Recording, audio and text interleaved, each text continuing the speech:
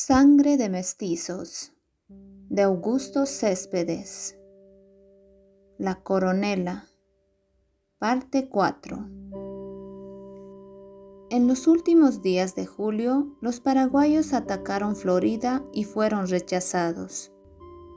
Los primeros heridos que vio Sirpa de una serie de miles que habrían de hacer florecer después de zarzas del Chaco con sangre, habían sido contaminados por una mosca verde que depositaba sus huevos en la cálida humedad de las heridas.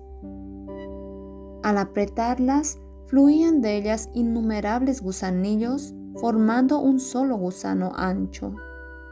Muchos de tales heridos murieron faltos de atención sanitaria, lejos de toda conexión con el país en cuyo nombre se agusanaban. Las tropas que guarnecían esos puntos aislados no sabían nada del mundo durante el mes de agosto. Solo calculaban que allá, detrás del muro vago y grisáceo del horizonte de árboles tibios, había unos invisibles enemigos desconocidos, y más allá, un río que era el río Paraguay, y que por el sur del Chaco hacia el Pilcomayo también había guerra.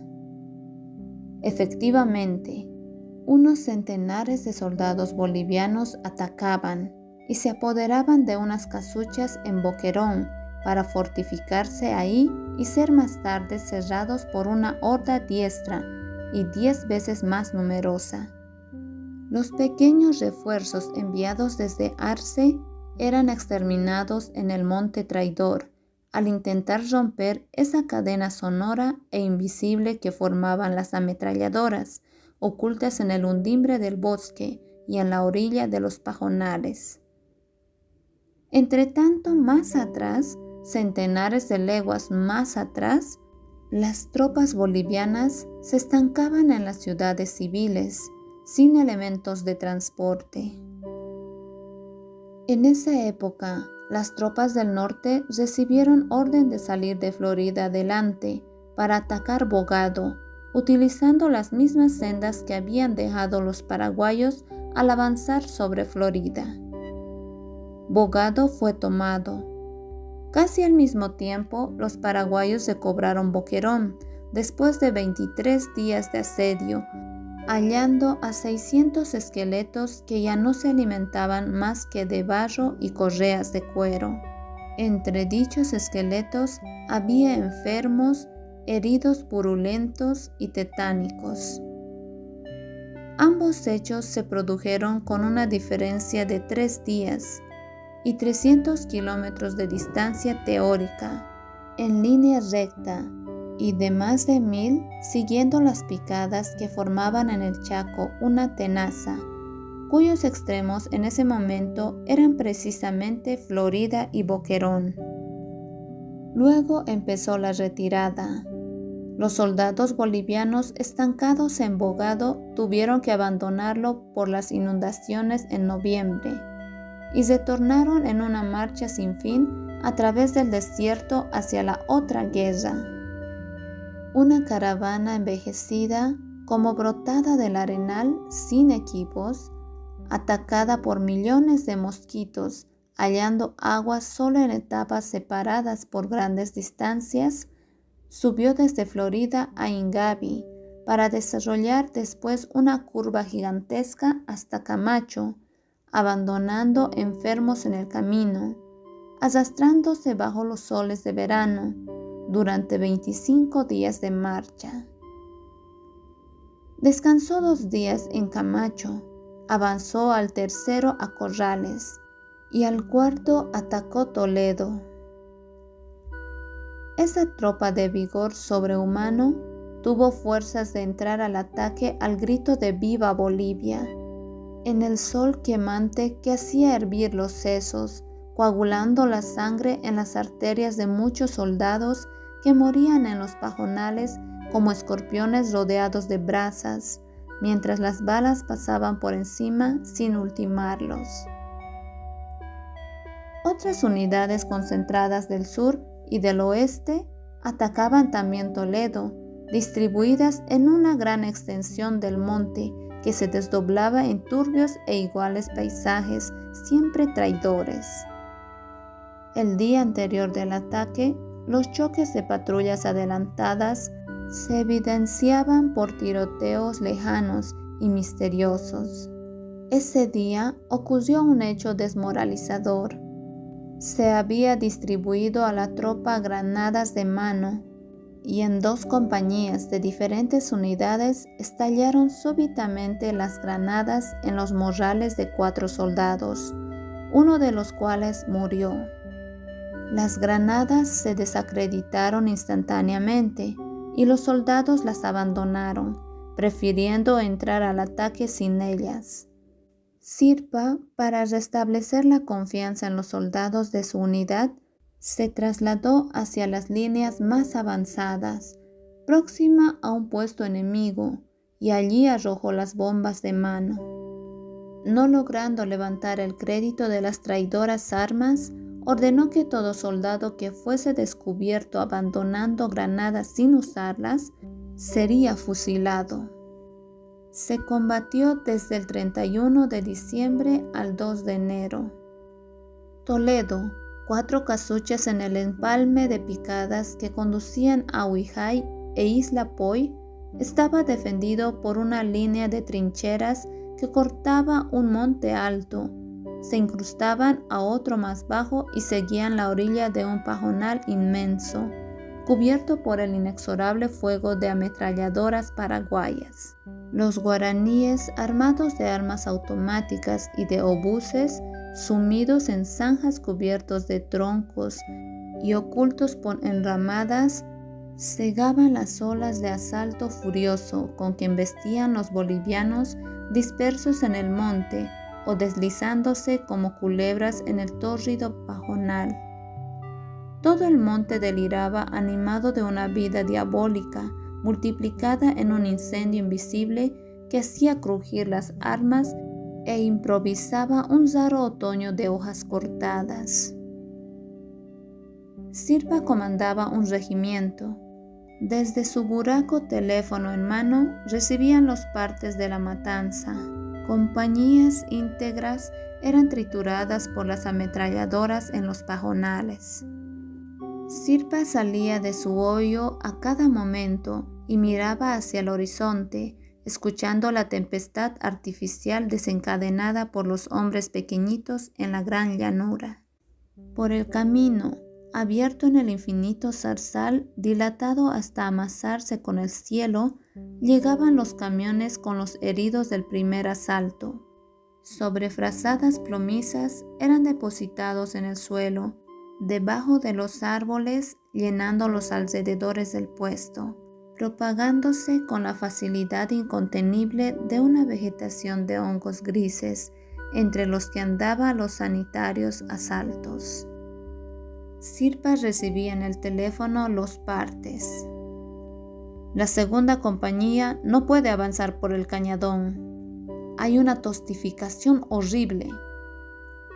Mi coronel, los 2 tenientes han sido heridos. He tomado el mando del batallón. Los pilas se prolongan por el ala derecha. No tengo tropa. Retrocedo hasta la ceja del monte y me doblo. Se acaba la munición. La primera compañía se ha deshecho. Los han cocinado a metralla. Salió nuevamente del hoyo, en momentos en que una granada cayó en los alrededores, sacudiendo el suelo como un enorme puntapié dado al globo terráqueo. Otra estalló sobre la picada. Del lado boliviano, la artillería hacía brotar del monte sus charnels que trazaban una parábola casi visible en el aire, para estallar en estrellas blancas y negras sobre el monte de Toledo, perfilado como un caimán dormido al borde del pajonal, debajo del cielo blanquecino. Volvió al hoyo en que se hallaba el teléfono. «Mi coronel», le anunciaron, «ha fracasado el ataque por el pajonal del centro. Todos los oficiales están heridos. ¡Que manden agua, mi coronel!». Tomó el camión. Recorrieron 500 metros de picada hasta la zona de fuego. Descendió y siguió a pie por la derecha del camino debajo de los árboles. Las balas cruzaban en enjambres con largos lamentos. Llegó hasta una chapapa y contempló el pajonal, ancho río amarillo en el que parecían andar sueltas las jaurías metálicas de la muerte que retumbaba, mordía y degollaba. El pajonal, bordeado por una línea de árboles que cerraban la amenazadora e impasible lejanía del monte donde tamborileaban las ametralladoras paraguayas, era un inmenso brasero. Esferillas de humo y de polvo se levantaban a momentos en el frente. Aquí, 2 heridos tendidos bajo los árboles se lamentaban. ¡Mi coronel! ¡Que nos den agüita, pues! En una zanja abandonada, otros soldados insolados, recogidos del pajonal, roncaban ruidosamente con las bocas abiertas donde paseaban las moscas. Se introdujo al campo.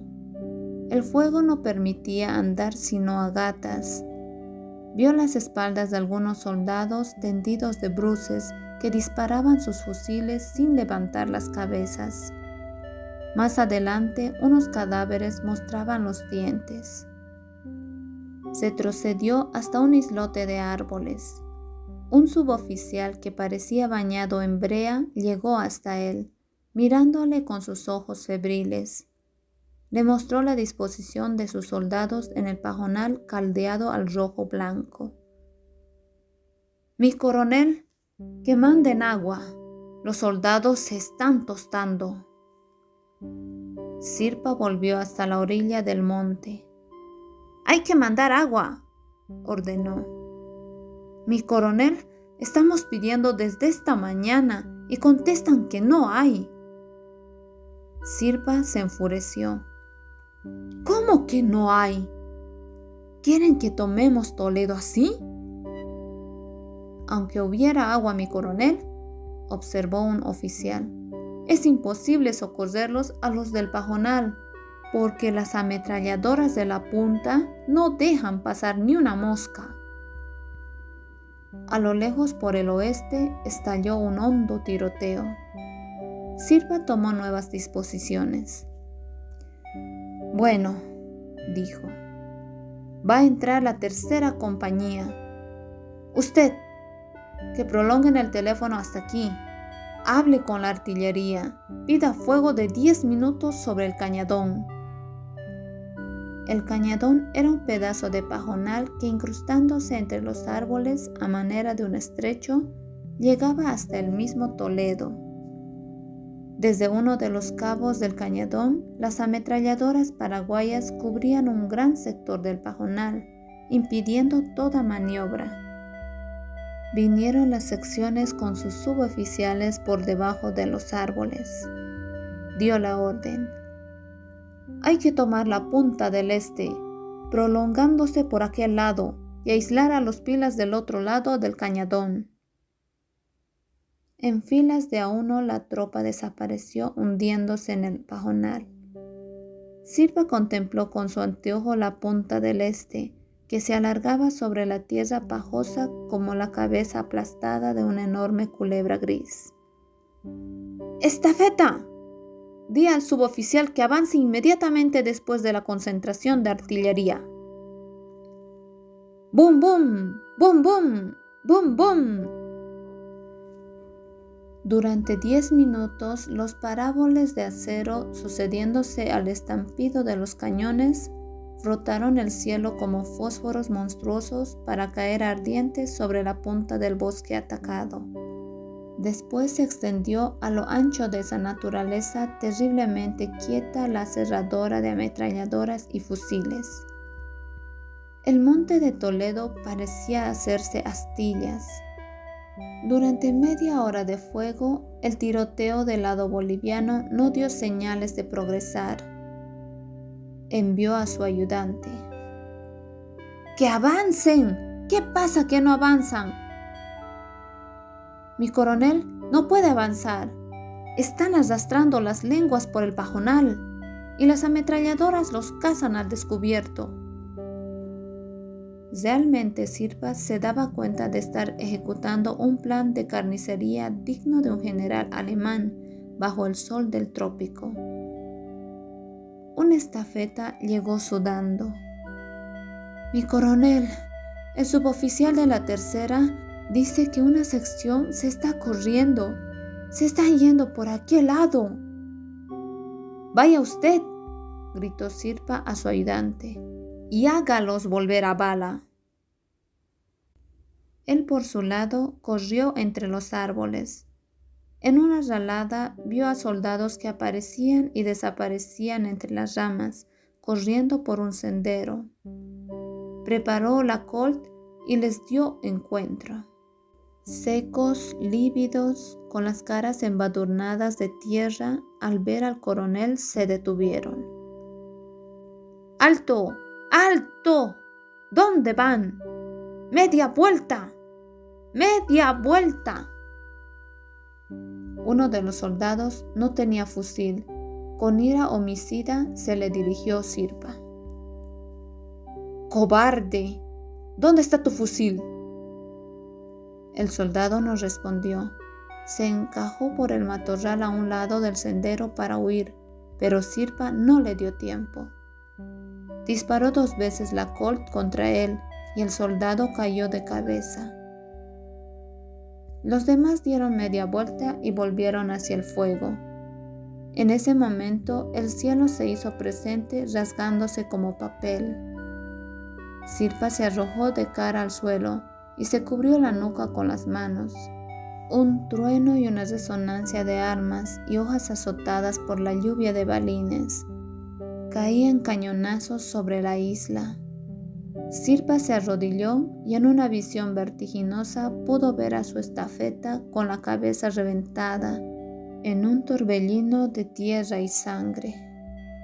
Volvió a meter la cara en la tierra porque nuevamente zumbó otra granada perforando la espeluznante bóveda de fuego que durante algunos minutos se derrumbaba sobre la isla como una fauna aullante que quebraba ramas y buscaba cabezas. Se alejó del bombardeo. Sirpa, perdido entre los árboles y los claros del monte, se desorientó. Un soldado apareció a su lado. Le pidió agua. El soldado no tenía caramañola, pero lo condujo hasta un nido de ametralladora ubicado entre unos árboles aislados en un extremo del pajonal. Un sargento, con la camisa sucia, sin mangas, completamente adherida al cuerpo por el sudor, les recibió en su hoyo y le dio agua. «Mi coronel, hay una pesada que flaquea allá a la derecha». Tomó el anteojo y saliendo del hoyo miró arrodillado. Fue recorriendo el foco óptico desde las pajas próximas a unos matorrales, a los que siguió otra vez el pajonal dilatado que terminaba en el muro lejano de troncos parduzcos, llamas y troncos en el vidrio, troncos y llamas. Se puso de pie, teniendo el anteojo entre las manos colocado a la altura de los ojos, volvió la cabeza para hablar al sargento, cuando un golpe de fuego le quitó el anteojo y él sintió un horroroso mordisco en una mano. Luego le pareció que su mano crecía enorme dilatándose dolorosamente y que después desaparecía todo su brazo. Cayó al suelo. Le llevaron en una frazada hasta un puesto de socorro, haciéndole pasar por en medio de una humanidad en descomposición que poblaba de frazadas sangrientas los alrededores del puesto, esperando curación. El desgajamiento de la carne desbordaba incontenible y dentro del puesto había un hedor de flatulencias, vómitos y secreciones. No había vendas. Mientras le curaban, vio como en sueños cerca de él a un soldado sin pantalones tendido de espaldas, con los vellos que brillaban amasados con sangre. Se desmayó. Recobró el sentido más tarde en un blockhouse, por cuya abertura rectangular, formada por el plano inclinado de los troncos, entraban los hilos rojos del sol. Cuando miró la gran venda que envolvía su mano, dentro de la que hormigueaban 1000 ardientes púas, tuvo pena de sí mismo. «¡Mi mano!», murmuró, creyendo haberla perdido, y en presencia de los sanitarios y de su estafeta se echó a llorar. Casi toda la oficialidad de su regimiento estaba herida, lo mismo la de los regimientos que atacaron por otros puntos. Los restos de la tropa boliviana se replegaron sobre Corrales esa misma noche, temerosos de un contraataque que no se produjo, porque los soldados paraguayos estaban también a punto de abandonar Toledo, teniendo sus oficiales que recurrir a las ametralladoras colocadas detrás de ellos para detenerlos. Al día siguiente, en el silencio incandescente, el trágico pajonal era un maloliente sembradío de cadáveres asoleados bajo el cielo, que pareció estrellado por las enlutadas constelaciones de los buitres.